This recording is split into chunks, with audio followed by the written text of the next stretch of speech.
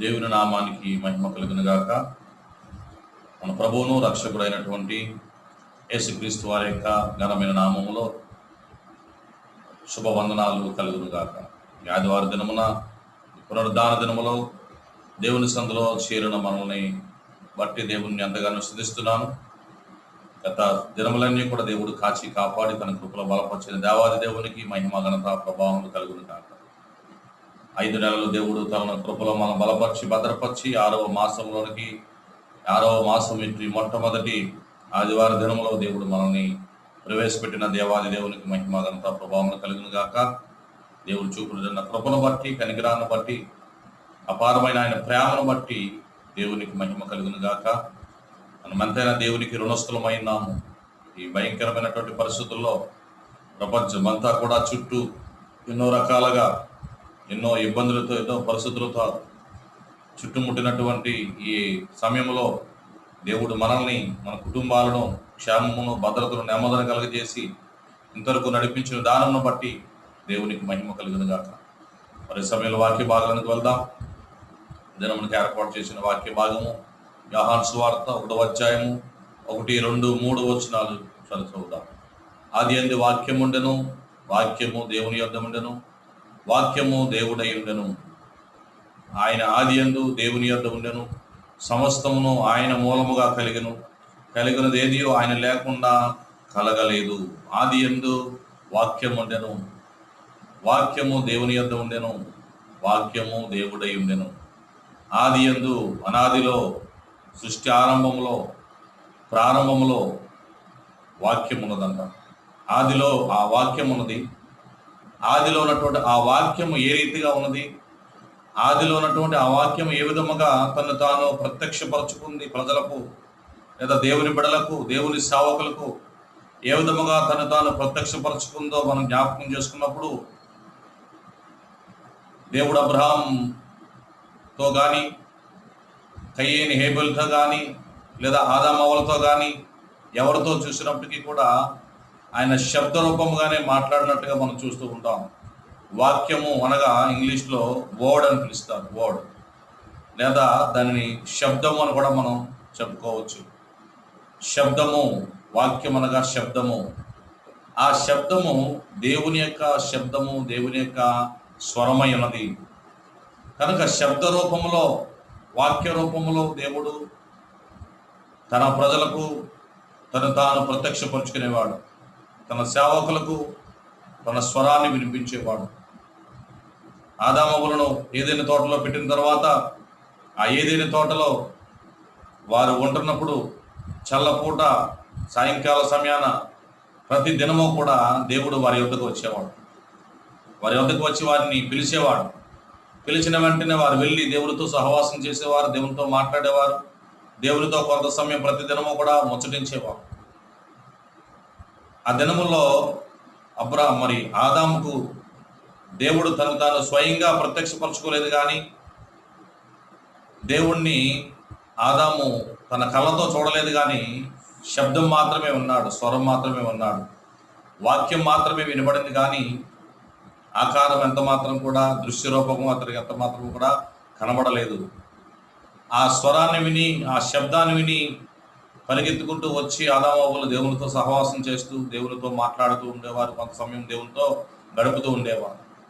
అలాగే కయ్యేని హేబేలు గాని గురించి చూసినప్పుడు కూడా వారికి కూడా కేవలము శబ్దం మాత్రమే వినబడింది, స్వరం మాత్రమే వినబడింది.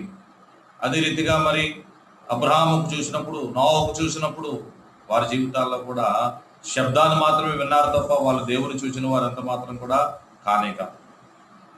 నోవకు దేవుడు ఆకాశంలో నుంచి ప్రత్యక్షమయ్యాడు, ఆకాశం నుంచి స్వరాన్ని వినిపిస్తూ ఉన్నాడు. ఇదిగో నోవకు, ఈ తరమ వారిని బట్టి నేను ఎంతగానో విసుగుదల చెందాను, నేను ఎంతగానో వేదన చెందుతున్నాను, కనుక ఈ తరమ వారి అంతట్లో కూడా నీవే నిందారహితుడు, రీతిమంతుడు, కాబట్టి నీ ద్వారా నేను నా యొక్క సృష్టిని కూడా రక్షించబోతున్నానని చెప్పేసి దేవుడు అతనికి ఒక చక్కని ఆజ్ఞనిచ్చాడు. ఇదిగో 40 దినాల వర్షాలు కురిపించబోతున్నాను, ప్రచండమైన వర్షము, ఆకాశపు తూములు తెరవబడుతున్నాయి, ఎంతో భయంకరమైనటువంటి వర్షం కురవబోతుంది, గొప్ప ప్రళయం రాబోతుంది. కాబట్టి నీవు, నీ కుటుంబము, నీతోటి పాటుగా జతలుగా మరి ఆకాశ పక్షులు, అడవి మృగాలు, అన్నీ కూడా ఆ ఓడలో ఉండాలని చెప్పేసి ఆ ఓడను ఒక దారిని తయారు చేయమని, ఆ ఓడకు తగినటువంటి నమూనాలు, ఆ ఓడ యొక్క కొలతలను నమూనాను అంతటినీ కూడా సిద్ధం చేసి దేవుడు నోవకు తెలియజేశాడు. దేవుడు నోవకు ఎంత మాత్రం కూడా ఇలా చేయమని మరి దగ్గరుండి చూపించలేదు, కానీ కేవలము నోటి మాట చేత మాత్రమే తెలియజేశాడు. అంతవరకు కూడా నోవకు వర్షం అంటే ఎలా ఉంటుందో తెలియదు. అంతవరకు భూమి మీద వర్షం ఎంత మాత్రం కూడా కురవలేదు కాబట్టి మంచు మాత్రమే పడేది, కానీ వర్షం పడలేదు అంతవరకు కూడా. వర్షం అంటే ఏంటో ఎలా ఉంటుందో తెలియనటువంటి నోహు, వాడంటే ఎలా ఉంటుందో కూడా తెలియలేనటువంటి వాడు నోహు. కనుక అలాంటి వానితో తన స్వరము ద్వారా, తన శబ్దము ద్వారా, తన నోటి మాట ద్వారా ఆ యొక్క 3 అంతస్తులు కలిగినటువంటి గొప్ప ఓడను తయారు చేయించి దానిలో అరలో పెట్టి, అది చక్కని దేవుడిచ్చినటువంటి నమూనాతో, దేవుడిచ్చినటువంటి కొలతలతో చేయబడినదిగా, ఆశ్చర్యకరమైన రీతిగా ఏమీ తెలియలేనటువంటి వాడైనటువంటి నోహుతో ఆ గొప్ప కార్యాన్ని దేవుడే జరిగించాడు. ఆ దినాల్లో ఏదైనా ఆర్కిటెక్చర్ ఏదైనా ఉందా? ఆ దినాల్లో ఏదైనా ఇంజనీరింగ్ ఉందా? ఏది కూడా లేదు. ఇంజనీరింగ్ లేకపోయినా, ఆర్కిటెక్చర్ లేకపోయినప్పటికీ కూడా చక్కని ఓడను, విశాలమైన ఓడను దేవుడు నోహుతో తయారు చేయించున్నాడు. దేవుని మాట విని మాత్రమే నోహు ఆ ఓడంతటిని కూడా తయారు చేశాడు. దేవుని మాట విని మాత్రమే ఆ ఓడను తయారు చేసి నిర్మించి అందులోకి దేవుడు చెప్పినట్లుగానే తను, తన కుటుంబము, తనతో పాటుగా జతలుగా మరి ఆకాశ పక్షులు, భూజంతువులన్నీ కూడా, ప్రతి కీటకము కూడా, ప్రతి పక్షులు కూడా ఆ ఓడలోనికి వచ్చేటట్లుగా అందరినీ కూడా వాటన్నిటినీ కూడా దాంట్లోనికి నడిపించాడు. కేవలము దేవుని యొక్క మాట ద్వారా మాత్రమే. దేవుని యొక్క నోటి మాట శ్రద్ధగా ఆలకించి, దేవుని యొక్క నోటి మాటను బట్టి తూచా తప్పకుండా చేసి ఆయన చెప్పింది చెప్పినట్లుగా చేశాడు కాబట్టి దేవుడు మరి నోహు ఘనమైన కార్యాన్ని సాధించాడు. దేవునికి మహిమ కలుగును గాక. ఈరోజు దేవుడు చెప్పింది చెప్పినట్లుగా మనం చేస్తే, దేవుని మాటను తూచా తప్పకుండా మనం పాటిస్తే, దేవుని మాటను గైకొంటే నీ జీవితంలో అద్భుతాలు చేయగలుగుతావు. లోకం ఆశ్చర్యపడే కార్యములు నీ ద్వారా దేవుడు జరిగించబోతున్నాడు. లోకమంతా కూడా విచిత్రంగా నీ వైపు చూచే కార్యములు నీ ద్వారా దేవుడు జరిగించబోతున్నాడు. ఎందుకంటే నీవు దేవుని మాట విన్నావు కాబట్టి, నీవు దేవునికి లోబడ్డావు కాబట్టి, దేవుడు చెప్పింది చెప్పినట్టుగా నువ్వు చేసావు కాబట్టి ఘనమైన కార్యము నీ ద్వారా దేవుడు చేసి అనేకుల మధ్యన నేను ఘనుడుగా దేవుడు నిలబెట్టబోతున్నాడు. దేవునికి మహిమ కలిగిన గాక. కనుక ఎందుకు ప్రభువా, ఎలా చేయాలి ప్రభువా, ఎందుకు ఎలా ఉంటుంది ప్రభువా అనేటువంటి ప్రశ్నలు ఏవి కూడా నోహు దేవుడికి వేయలేదు. దేవుడు చెప్పాడు, నేను చేస్తున్నాను. దేవుడు చెప్పింది చెప్పినట్లుగా చేయడం ప్రారంభించాడు. అద్భుతమైనటువంటి ఓడను తయారు చేశాడు దినాల్లో. ఇప్పుడున్నటువంటి ఓడలను బట్టి చూస్తే చాలా వరకు వాటి గ్యారంటీ లేదు, మునిగిపోతాయి. కానీ దేవుడు భూమి మీద మొట్టమొదటి ఓడ అది నోహుతో తయారు చేయించాడు. ఇప్పటికీ కూడా అది, దాని యొక్క శిథిలాలు ఇప్పటికీ కూడా టర్కీలోని ఆ అరారాతు కొండపై దాని యొక్క శిథిలాలు, దాని తాలూకా శిథిలాలు మధ్యకాలంలో మరి శాస్త్రవేత్తలు కనుగొన్నారు. దేవునికి మహిమ కలిగింది కాక. కనుక దేవుడు ఎంతో చక్కని రీతిగా, అద్భుతకరంగా ఆ ఓడను తయారు చేయించున్నాడు. కేవలము నోటి మాటతో మాత్రమే, దేవుని యొక్క నోటి మాటను బట్టి మాత్రమే, దేవుని యొక్క స్వరమును బట్టి మాత్రమే నోహు చేయగలిగాడు. అలాగే అబ్రహాము కూడా దేవుని స్వరాన్ని విన్నాడు, దేవుని మాటకు లోపడ్డాడు. దేవుని తన కళ్ళారా ఎప్పుడు కూడా చూడలేదు. దేవుడు తాను ఎంత మాత్రం కూడా అబ్రహాముకు ప్రత్యక్షపరచుకోలేదు. కేవలము శబ్దంతో, నోటి మాటతో మాత్రమే, ఇదిగో నీవు ఉన్నటువంటి స్థలాన్ని విడిచిపెట్టురా, నీ బంధువులను, నీ స్నేహితులను, నీ తండ్రి ఇంటిని, నీ సొంత జనాంగమును విడిచిపెట్టు రమ్మని వెంటనే దేవుడు చెప్పిన మాటకు శిరస వహించి తూచా తప్పకుండా చెప్పింది చెప్పినట్టుగా చేయడం కొరకు తన ప్రాంతమును, తన ఊరిని, తన బంధువులను అందరినీ కూడా విడిచిపెట్టి వచ్చాడు. దేవుడు అబ్రహామును గొప్పగా ఆశీర్వదించాడు. విశ్వాసులకు తండ్రిగా, గొప్ప విస్తారమైన జనాంగముగా దేవుడు అబ్రహామును ఆశీర్వదించినట్టుగా మనం చూస్తూ ఉంటాం. ఈరోజు దేవుని మాట వింటే మన జీవితాల్లో మనం ఎన్నడూ ఊహించని కార్యాలు, మనం ఎన్నడూ తలంచిన కార్యాలు దేవుడు నీ జీవితంలో చేయబోతున్నాడు. ఈరోజు దేవుని మాట వింటే, దేవుని మాటకు లోబడితే, దేవుని మాట నువ్వు గైకుంటే ఎన్నడూ కూడా చూడలేనటువంటి అద్భుత కార్యాలు, ఆశ్చర్య కార్యాలు, నీ కళ్ళను నీవే నమ్మలేనటువంటి శక్తివంతమైన కార్యాలు దేవుడు నీ ద్వారా నీ కుటుంబంలో దేవుడు జరిగించబోతున్నాడు. దేవునికి మహిమ కలిగిన గాక. కనుక ఆ దినములలో దేవుడు లేదంటే దేవుని యొక్క వాక్యం ఎలాగా తను తాను ప్రజలకు, దేవుని సేవకులకు ప్రత్యక్షపరచుకుందంటే కేవలము శబ్దము ద్వారా. దాదాపుగా మోషే కాలం వరకు కూడా శబ్దం ద్వారానే వాక్యం అనేటువంటిది, ఆదిలో ఉన్నటువంటి వాక్యము తను తాను ప్రత్యక్షపరచుకుంది.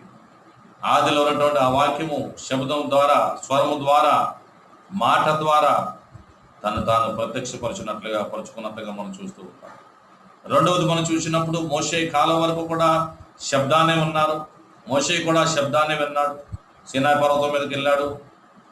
అక్కడ మండుచున్నటువంటి పొగలు చూశాడు. ఆ పొగలో నుంచి దేవుని యొక్క స్వరాన్ని విన్నాడు. దేవుని మాటకు లోబడ్డాడు. ఇశ్రాయేలు ప్రజలకు నాయకునిగా ఏర్పరచబడ్డాడు. దేవునికి మహిమ కలిగినగా. స్వరం మాత్రమే, శబ్దం మాత్రమే వినబడింది. ఆ వాక్యము, ఆదిలో ఉన్నటువంటి వాక్యము శబ్ద రూపముగా మాత్రమే తను తాను ప్రత్యక్షపరచుకుంది ఆ దినములో. రెండవది, మోషే కాలంకి వచ్చేసరికి శబ్దముగా ఉన్నటువంటి ఆ వాక్యము, ఆదిలో ఉన్నటువంటి ఆ వాక్యము మరొక రూపములో తను తాను ప్రత్యక్షపరచుకుంది. ఏ విధముగా అంటే, ఇదిగో మరి ఇశ్రాయేలు ప్రజలందరినీ కూడా ఐగుప్తు నుంచి మరి దేవుడు విడిపించాడు. ఆ బాలుతెలు ప్రవహించే దేశంలోనికి దేవుడు వారిని నడిపిస్తూ ఉన్నాడు. పగలు మేఘస్తంభమై, రాత్రి అగ్నిస్తంభమై వారికి చక్కని భోజనాలు సమకూరుస్తూ, అన్ని విధాల వారికి సౌకర్యాలు కలుగజేస్తూ దేవుడే వారిని నడిపిస్తూ ఉన్నాడు. నడిపిస్తున్నటువంటి సమయంలో ఒక దినాన మోషేను దేవుడు సీనాయి పర్వతం మీదకి మళ్ళీ పిలిచి ఇదిగో నా ప్రజలు ఎంతో భయంకరమైన కార్యాలు చేస్తున్నారు, పాపములు చేస్తున్నారు, వారి కట్టు లేకుండా ఉన్నారు, వారికి ఒక పద్ధతి లేదు, ఒక కట్టు లేదు, ఒక విధానం లేదు అని చెప్పేసి వారి కొరకు తన చేయి వ్రాతతో 10 ఆజ్ఞలతో కూడినటువంటి పలకలను దేవుడు మోషేకు అందించాడు. ఆ 10 ఆజ్ఞలు, ఆ పలకల మీద రాయబడినటువంటి 10 ఆజ్ఞలు కూడా మోషేకు వివరముగా తెలియజేస్తూ దేవుడు, ఇదిగో నా ప్రజలైన వారందరికీ కూడా, ఇశ్రాయేలు ప్రజలకు ఈ మాటలు తెలియజేయి, ఈ ధర్మశాస్త్రం అంతటిని కూడా వారికి బోధించు, వాటి చెప్పును నడుచుకునేటట్లుగా, వాటి చెప్పున వారి జీవితాలను నడిపించుకునేటట్లుగా ఈ కట్టడలను, ఈ విధులను వారు తూచా తప్పకుండా పాటించేటట్లుగా వారికి బోధించు, వాటిని అవలంబించేటట్లుగా, వాటిని గైకొనేటట్లుగా నువ్వు చేయమని చెప్పేసి దేవుడు సీనాయి పర్వతం మీద 10 ఆజ్ఞలు కలిగినటువంటి పలకలను దేవుడు మోషే చేతికి అందించాడు. ఆ కార్యక్రమం అంతా కూడా ముగించిన తర్వాత మరి మోషే కిందకి వెళ్దాం అనుకున్నటువంటి సమయంలో ఇంకా వెళ్దాం అనుకుంటున్నాడు. కానీ ఈలోపుగానే కింద ఉన్నటువంటి ప్రజలందరూ అప్పుడు ఏమైపోయారంటే పాడైపోయారు. భయంకరమైనప్పుడు పాపము, వ్యభిచారము, విగ్రహారాధన, ఎన్నో రకాలుగా పాపంలో పడిపోయి దేవుడు భరించలేనటువంటి పాపంలో వాళ్ళు పడిపోయి ఉన్నారు. వెంటనే దేవుడు చూసి, మోషే నువ్వు త్వరగా కొండ దిగిళ్ళు, ఇదిగో నా ప్రజలు నశించిపోతున్నారు, వారు పాపంలో కూరుకుపోయారు, శాపగ్రస్తులుగా మారిపోతున్నారు, వారు భయంకరమైన పాపంలో పడిపోయారని చెప్పేసి మోషేను త్వరగా కొండ దిగి వెళ్ళమని చెప్పేసి దేవుడు ఆజ్ఞ ఇచ్చినప్పుడు మోషే తడవ చేయకుండా వెంటనే కిందకి దిగాడు. ఆ 2 పలకలు పట్టుకుని వెంటనే కిందకి దిగినప్పుడు మోషే కిందకి వచ్చి చూసేసరికి వాళ్ళందరూ కూడా భయంకరమైన పాపం చేస్తూ అహరోను మీద ఎంతగానో శోధించి అహరోను ఎన్నో రకాలుగా ఇబ్బందులు పెట్టి వారికి వస్తువులు, బంగారు వస్తువులన్నీ వారి ముక్కులకు, చేతులకు, చెవులకు ఉన్నటువంటి అన్నీ కూడా తీసివేసి ఒక అగ్నిలో వేసినప్పుడు ఆ అగ్నిలో నుంచి ఒక దూడ వంటి రూపం ఒకటి ఏర్పరచబడినప్పుడు ఆ రూపానికి వాళ్ళు మొక్కుతూ ఉన్నారు, సాగిలు పడుతున్నారు, సాష్టాంగ పడుతూ ఉన్నారు.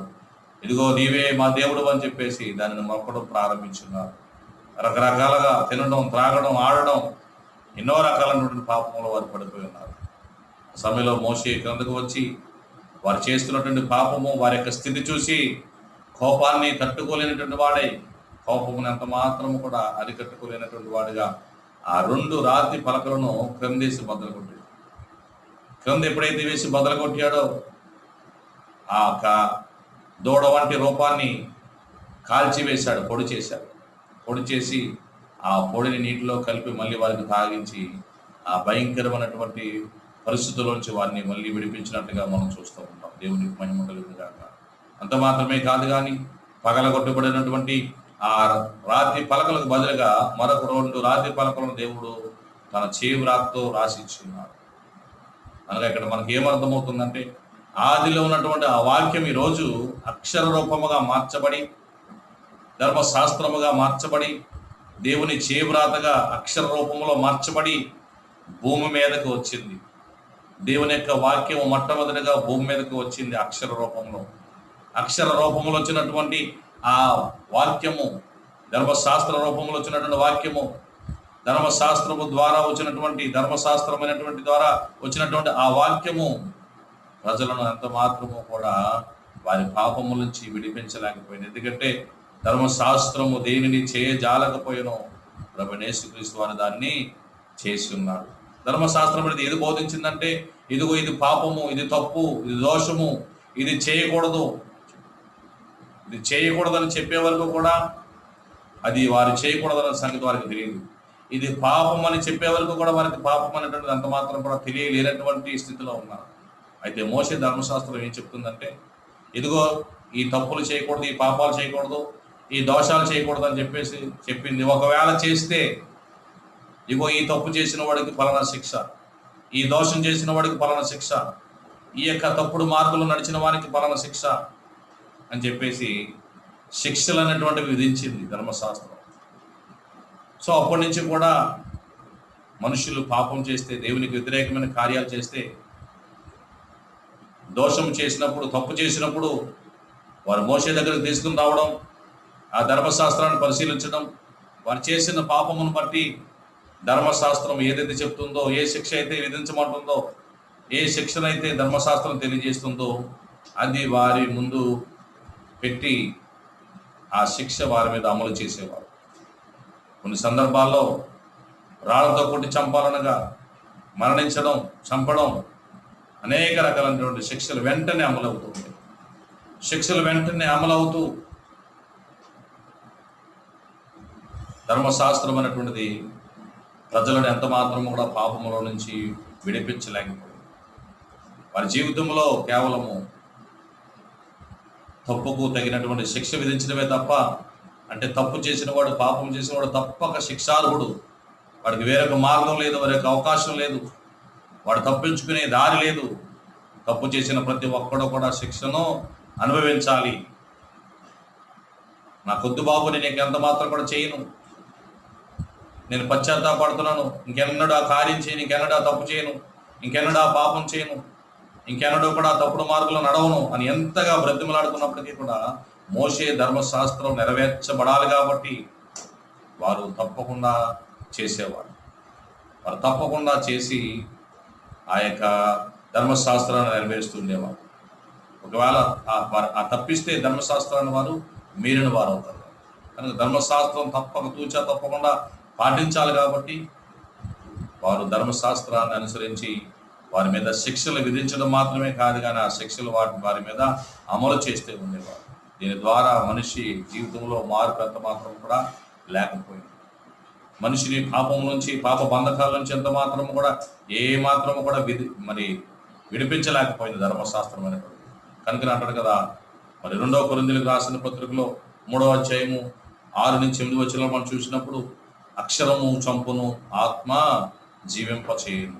కనుక రెండవదిగా ఆదిలో ఉన్నటువంటి వాక్యము అక్షర రూపంలో వచ్చింది భూమి మీదకి, అక్షర రూపంలో భూమి మీద మన మధ్య నివసించింది. కానీ మనిషి యొక్క జీవితానికి పూర్తిగా శాశ్వతమైన పరిష్కారం ఎంత మాత్రం కూడా కలగ చేయలేకపోయింది. కనుక ధర్మశాస్త్రము దేనిని చేయజాలకపోయినో దానిని ప్రభువైన యేసుక్రీస్తు వారు కలువరి శిలువలో దానిని చేసి ఉన్నాడు, జరిగించున్నాడు. ధర్మశాస్త్రము కొట్టివేయబడలేదు కానీ, యేసుప్రభు వారు వచ్చి ధర్మశాస్త్రాన్ని కొట్టివేయలేదు కానీ, యేసుప్రభు వారు వచ్చి ధర్మశాస్త్రాన్ని నెరవేర్చినట్లుగా మనం చూస్తున్నాం. ధర్మశాస్త్రం అంతటి కూడా నెరవేర్చున్నాడు. యేసుప్రభు వారు వచ్చి ఏం చేశాడంటే, ధర్మశాస్త్రం అంతటి కూడా తన శరీరము ద్వారా, శిలువ మరణము ద్వారా, తన శరీరము ద్వారా ధర్మశాస్త్రం అంతటిని కూడా నెరవేర్చేశాడు. ఏ దోషాలకి ఏ శిక్షలు అనుభవించవలసి వస్తుందో, ఏ పాపములకి దోష శిక్ష వారి మీద అమలు చేయబడుతుందో, వారు చేసిన ప్రతి దోషానికి, పాపమునకు, ప్రతి అతిక్రమమునకు వారు అనుభవించవలసిన ప్రతి శిక్షను కూడా, ప్రతి దోషమును కూడా, ప్రతి ఒక్క శిక్షను కూడా ఆయన శిలువ మీద భరించి వాటిని అనుభవించి ధర్మశాస్త్రం అంతటిని కూడా ఆయన నెరవేర్చేశాడు. కాబట్టి ఇక ధర్మశాస్త్రాన్ని మనము నెరవేర్చవలసిన పని లేదు, దాన్ని పాటించవలసిన పని లేదు. ఎందుకంటే మనందరికి మొదలుగా ధర్మశాస్త్రాన్ని ఆయన పాటించాడు, నెరవేర్చాడు. కాబట్టి ఇక ధర్మశాస్త్రంలో శిక్షలు అమలు చేయడానికి ఎంత మాత్రం కూడా వీల్లేదు. ఎందుకంటే మనందరికీ సరిపడగా, మనందరి కొరకు ఆయనే కలువరి శిలువలో ఆ రక్తాన్ని చిందించాడు, శిలువ మరణాన్ని పొంది ఉన్నాడు. కాబట్టి మనందరి కొరకు ఆయన ఒక్కసారి మరణించాడు. కాబట్టి ఇంకా మనం ఎంత మాత్రము కూడా ఆ శిక్షార్హులము కానే కాదు. శిక్ష నుంచి తప్పించి దేవుడు మనల్ని నీతిమంతులుగా దేవుడు మనల్ని నిలబెట్టాడు. ఆ ఘోరమైన శిక్షలో నుంచి, ఆ ఘోరమైనటువంటి బంధకముల నుంచి దేవుడు మనల్ని విడిపించి మనకి విడుదల దయచేశాడు, స్వాతంత్ర్యాన్ని కలగజేశాడు. పాపం చేసినటువంటి వాళ్ళు మనము, దోషం అనుభవించవలసినటువంటి వారము, శిక్ష అనుభవించవలసినటువంటి వారు మనము. కానీ ఆ శిక్ష తనపైన వేసుకుని మనకు బదులుగా ఆయన శిక్షను భరించి మనకు విడుదల కలుగజేశాడు, విమోచన కలుగజేశాడు. దేవునికి మహిమ కలుగును గాక. కనుక రెండవదిగా, ఆది అందున్నటువంటి ఆ వాక్యము అక్షర రూపము ధరించి ఈ లోకములోనికి వచ్చినట్టుగా మన మధ్యలో నివసించినట్టుగా మనం చూస్తూ ఉంటాం. కానీ మనిషి జీవితానికి ఎంత మాత్రము కూడా, మనిషి యొక్క పాప జీవితానికి ఎంత మాత్రము కూడా శాశ్వతమైన పరిష్కారాన్ని ఎంత మాత్రం కూడా అలాగ చేయలేకపోయాడు. కానీ మూడవదిగా చూసినప్పుడు అదే యోహాను సువార్త 1వ అధ్యాయంలో 14వ వచనంలోని ఆ వాక్యము శరీరధారి అయి కృపా సత్య సంపూర్ణంగా మన మధ్య నివసించను, తండ్రి వలన కలిగిన అద్వితీయ కుమారుని మహిమ వలె మనము ఆయన మహిమను కనుగొంటిమి. ఆ వాక్యము శరీరధారి అయి కృపా సత్య సంపూర్ణంగా మన మధ్య నివసించెను. ఆ వాక్యము శరీరము ధరించింది, ఆ వాక్యము శరీరాన్ని ధరించింది, రక్త మాంసములు కలిగినటువంటి శరీరాన్ని ధరించింది. ఆ వాక్యము శరీరమును ధరించి కృపా సత్య సంపూర్ణుడుగా మన మధ్యన నివసిస్తూ ఉంది. ప్రభువైన యేసుక్రీస్తు వారు, ఆ వాక్యమైనటువంటి యేసుక్రీస్తు వారు ఈ లోకములోనికి ఎలాగొచ్చి ఉన్నారంటే, రక్త మాంసములు కలిగిన వారే నరావతారములో శరీరమును ధరించి రక్త మాంసములు కలిగిన వానిగా ఈ లోకంలోనికి వచ్చి మన వలె అనేకమైన వాటి మీద చేత శోధించబడుతూ, అనేకమైన వాటి చేత ఎంతగానో శోధించబడుతూ వాటన్నిటిని కూడా జయించినట్లుగా మనం చూస్తూ ఉంటాం. దేవునికి మహిమ కలుగును గాక. కనుక ఆది ఉందన్నటువంటి ఆ వాక్యం ఇప్పుడు శరీరము ధరించింది, శరీర రీతిగా వచ్చింది, రక్త మాంసములు కలిగినటువంటి శరీరమును ధరించి లోకంలోనికి వచ్చింది. ప్రభువైన యేసుక్రీస్తు ద్వారా ఆయన వచ్చి ఈ లోకంలో చేసింది ఏంటంటే, ఆయన చెప్పిన ప్రతి మాట కూడా, ఆయన చెప్పిన ప్రతి బోధ కూడా, ఈ నా మాటలు జీవమును ఆత్మనై ఉన్నామని చెప్పేసి యేసుప్రభువు వారు చెప్తున్నారు. ఇప్పుడు ఆయన ఆత్మస్వరూపుడుగా మన హృదయాలను నివసిస్తూ ఉన్నాడు, మన జీవితాలను మార్చుతున్నాడు, మన హృదయాలను మారుస్తున్నాడు, మన జీవితాలను మారుస్తున్నాడు. మార్పు అనేటువంటిది ఎక్కడ కలగాలంటే బాహ్య సంబంధమైనటువంటి మార్పు కాదు, అంతరంగములో మార్పు కావాలి. అంతరంగం మార్చబడాలి, హృదయం మార్చబడాలి, నీ అంతరంగం పరిశోధించబడాలి. అంతరంగంలో మార్పు కలిగినప్పుడు మనిషిలో మార్పు తప్పనిసరిగా కలుగుతూ ఉంటుంది. లోపల ఉన్నటువంటి రోగానికి మందు వేయకపోతే పైన ఉన్నటువంటి వ్యాధి ఎంత మాత్రం కూడా పోనేపోదు. పైన ఉన్నటువంటి ఆ యొక్క దెబ్బ లేదంటే ఆ పుండె ఎంత మాత్రం కూడా మానాలంటే మనం వేసినటువంటి ఆ మెడిసిన్ ఎక్కడికి వెళ్ళాలంట, లోపలికి చచ్చితేనే లోపల నుంచి అది తగ్గుకుంటూ, అది మానుకుంటూ వచ్చి చివరికి అది స్వస్థత హీల్ అవుతుంది. ఈరోజు మనం చేసే కార్యము కూడా, యేసుక్రీస్తు వారు ఈ లోకంలోకి వచ్చి చేసిన కార్యం కూడా, దెబ్బ తగిలించిన చోట పాపం ఎక్కడైతే కేంద్రం ఉంటుందో, ఎక్కడైతే పాపం అలుముకుని ఉంటుందో ఆ కేంద్రంలో, ఆ ప్రాంతంలో దేవుడు మార్పును కలగజేశాడు. కాబట్టి మనిషి పాప జీవితం నుంచి విడుదల, విమోచన అనేటువంటిది పొందుకున్నాడు. దేవునికి మహిమ కలుగును గాక. కనుక ఆయన బాహ్య సంబంధమైన మార్పును కోరుకుంటలేదు, కానీ ఆయన మా హృదయాంతరంగాలను ఎరిగిన వాడుగా, హృదయాన్ని మార్చివాడుగా, ఆలోచనలు మార్చివాడుగా, హృదయాంతరంగంలో మార్పు చేయవాడుగా మన మధ్యన ఆయన శరీరధారి అయి కృపా సత్య సంపూర్ణుడుగా మన మధ్యన నివసించి ఉన్నాడు. కృపా సత్య సంపూర్ణుడుగా మన మధ్యన నివాసము చేసి మనల్ని దేవునితో అనుసంధానం చేస్తూ, దేవునితో సమాధానపరుస్తూ, మన పాత రోత జీవితాన్ని అంతటి కూడా మార్చివేసి నూతన జీవితాన్ని, నూతనమైనటువంటి బ్రతుకును దేవుడు మనకిచ్చినాడు. దేవునికి మహిమ కలుగును గాక. కఠినమైనటువంటి హృదయాన్ని తీసివేసి, రాతి హృదయాన్ని తీసివేసి, మాంసపు గుండెను మనకు దేవుడు కలగజేసుకున్నాడు. కఠినమైనటువంటి హృదయాన్ని తీసివేసి మాంసపు హృదయాన్ని దేవుడు మనకిచ్చున్నాడు. కొత్త మనసును దేవుడు ఇచ్చాడు. నూతనమైనటువంటి మనస్సును, క్రొత్త మనసును దేవుడు మనకు దయచేసి ఉన్నాడు. కనుకనే మన ఆలోచన విధానం మారింది, మనం చూచే విధానం మారింది, మనం మాట్లాడే విధానం మారింది, మన హృదయం మార్చబడింది. కాబట్టి టోటల్గా మన జీవితమే మార్చబడింది. అంతరంగంలో ఎప్పుడైతే మార్పు చెందిందో ఆటోమేటిక్గా బయట కూడా అది మార్పు చెందుతూ ఉంది. కేవలం బయట మాత్రమే మార్పు చెందితే అంతరంగం భయంకరమైనటువంటి కుళ్ళిపోయినటువంటి సమాధి వలె ఉన్నది. కుళ్ళిపోయి కంపు కొడుతున్నటువంటి సమాధి వలె, సున్నం వేయబడినటువంటి సమాధుల వలె ఉన్నది. కానీ అంతరంగంలో మార్పు కలిగినప్పుడు నీ బాహ్య శరీరము కానీ, నీ బాహ్య జీవితం అంతా కూడా వెలుగుమయముగా మార్చబడుతుంది. దేవునికి మహిమ కలుగునుగా. కనుక యేసుక్రీస్తు వారి లోకంలోకి వచ్చి శరీరధారిగా మన మధ్యన నివసించి, శరీరము ధరించి, కృపాసత్య సంపూర్ణంగా మన వంటి రక్త మాంసములు కలిగిన వానిగా 33.5 సంవత్సరాలు ఈ భూమి మీద ఉండి, మన వలె జీవించి, మన వలె ఆకలి కొని, మన వలె దాహం కొని, మన వలె ఎన్నో శోధనలు జయించి, మన వలె ఎన్నో రకాలైనటువంటి పరిస్థితులు జయించి, లోకమును, పాపమును, శాపమును జయించి, ఆయన మృత్యుంజయుడిగా, నీతిమంతుడిగా, నిర్దోషిగా, ఆయుధముగా అయితే నిలబడి ఉన్నాడు. ఈరోజు ఆయన మార్గాన్ని అవలంబిస్తున్నటువంటి మనము కూడా దేవుని సందులో మనము కూడా అట్టి రీతిగా నిలవబడవలసినటువంటి వారమైనాము. దేవునికి మహిమ కలుగునుగా. ఈరోజు మన హృదయాలలో ఆయన నివాసం ఉన్నాడు. మన హృదయాలలో నివాసం ఏర్పరచుకున్నాడు.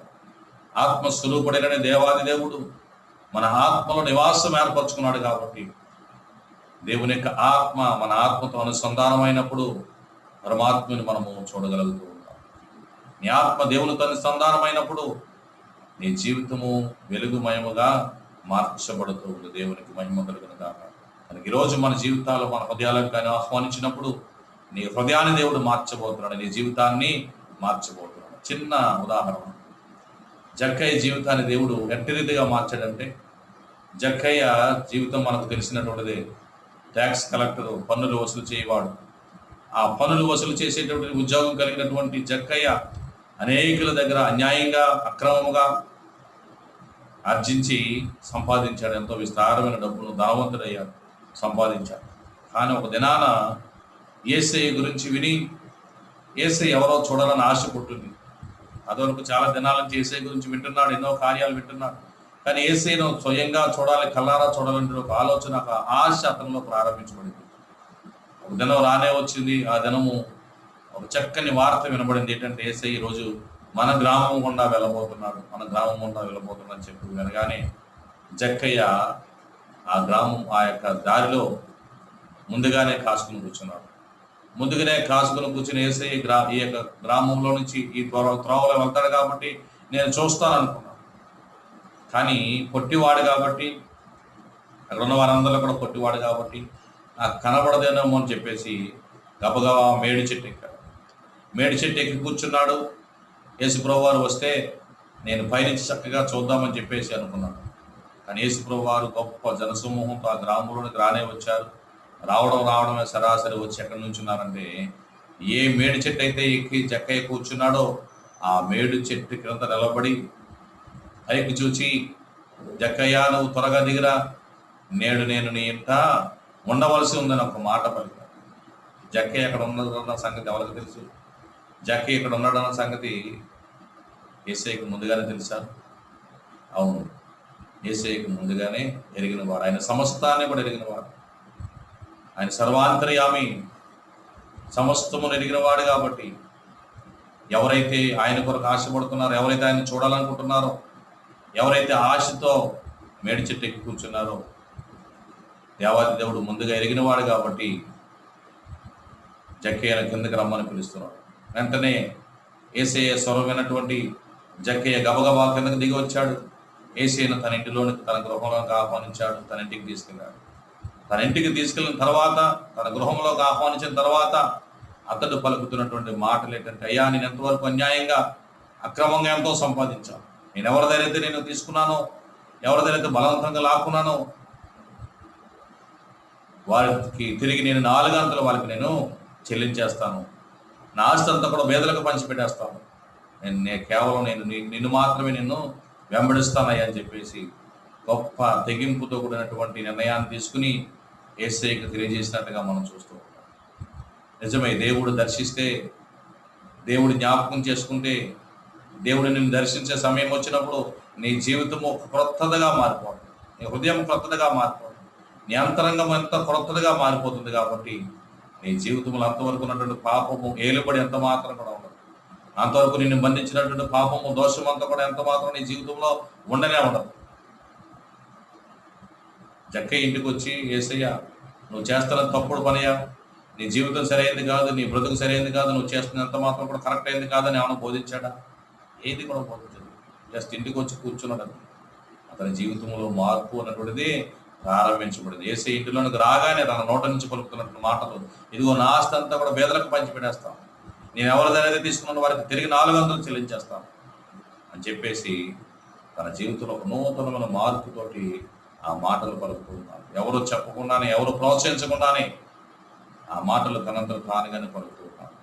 ఈరోజు దేవుని చేత దర్శించబడిన జీవితాలు కూడా అట్టి రీతిగా ఉంటాయి. మనుషులు మార్చలేకపోవచ్చు, ప్రభుత్వాలు మార్చలేకపోవచ్చు, కన్న తల్లిదండ్రులు, తోబుట్టువులు ఎవ్వరూ నీ జీవితాన్ని, నీ బ్రతుకును మార్చలేకపోవచ్చు. కానీ దేవుడు మాత్రము నీ జీవితాన్ని, నీ బ్రతుకును మార్చగలిగినటువంటి శక్తిమంతుడు. దేవునికి మహిమ కలిగిన కాదు. ఈరోజు దేవుని యొక్క వాక్యాన్ని వింటున్న మనము, ఆది అన్నటువంటి ఆ వాక్యము 3వదిగా శరీరమును ధరించింది, కృపాసక్తి సంపూర్ణంగా మన మధ్య నివాసించింది.